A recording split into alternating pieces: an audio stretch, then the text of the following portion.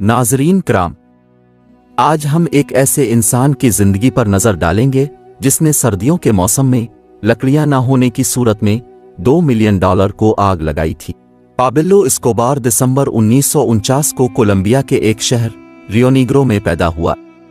Pablo के वालिदैन एबल्दी Escobar और हर्मेनिया की शादी 1946 में हुई। पाब्लो के वालिद एक सादा जिंदगी बसर करने वाले मजदूर थे, जबकि उनकी मां एक स्कूल में टीचर थीं। पाब्लो का बचपन उनके दादा के गांव में गुजरा।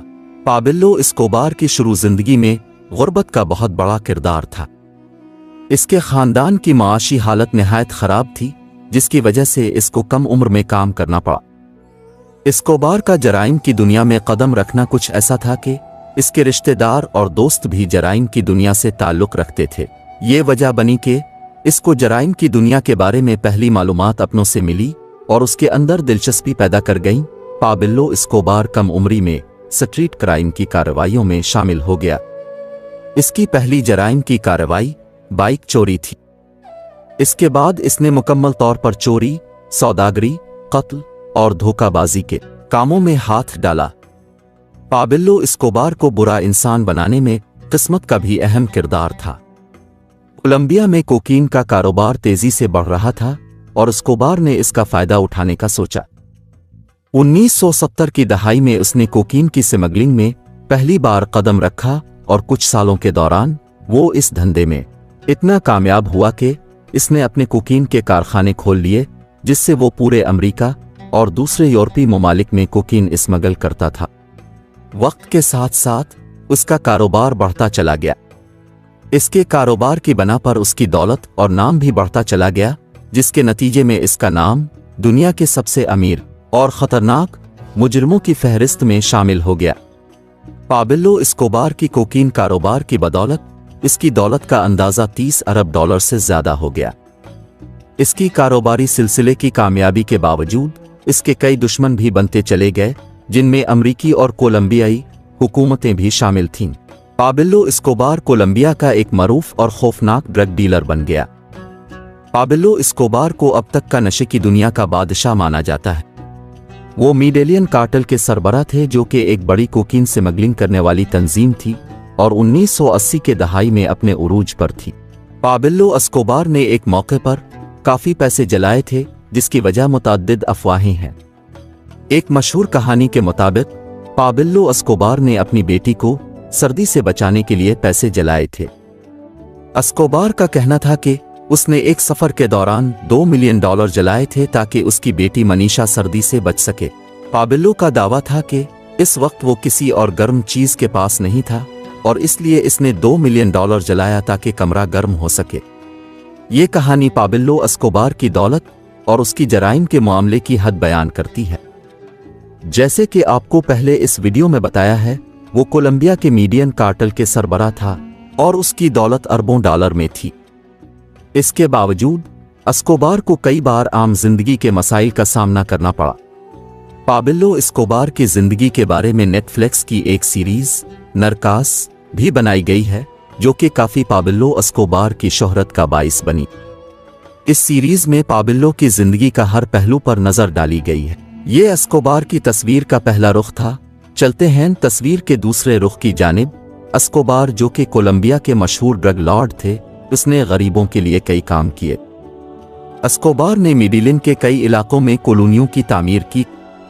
इनमें से सबसे मशहूर बारियो पाब्लो एस्कोबार नामी कॉलोनी है।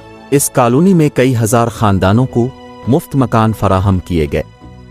एस्कोबार ने अपने इलाके में हस्पतालों और मदरसों का क़याम किया ताकि अवाम को सेहत और तालीम की सहूलतें मिल सकें।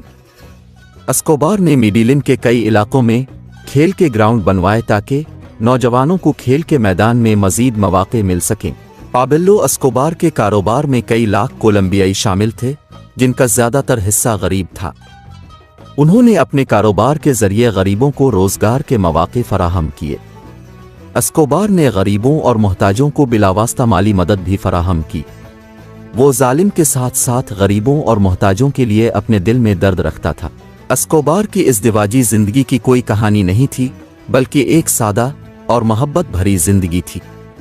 एस्कोबार ने 1976 में मारिया विक्टोरिया से शादी की थी। उनकी शादी के दौरान एस्कोबार की उम्र सिर्फ 27 साल थी, जबकि मारिया की उम्र 15 साल थी। उनका बड़ा बेटा जून पाबिल्लो और उनकी बेटी का नाम मानुएला एस्कोबार था।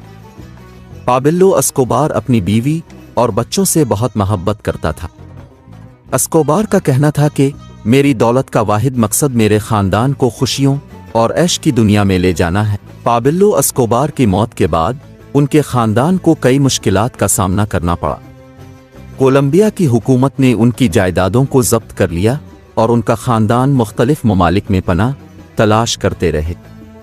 उनकी बीवी मारिया विक्टोरिया ने नए नाम मारिया इजाबेला के साथ ब्राज़ील में पनाह ली और अपने बच्चों के साथ वहां रहने लगे। देखा जाए तो कोलंबिया की हुकूमत को पाबिल्लो की जायदाद जब्त करने से बड़े फायदे हुए। पाबिल्लो एस्कोबार के पास अरबों खरबों डॉलर्स की जायदाद थी, जो कि कोलंबिया की हुकूमत ने अपने कब्जे में ली थी। इस तरह पाबिल्लो की दौलत ने कोलंबिया की हुकूमत भी खेली थी।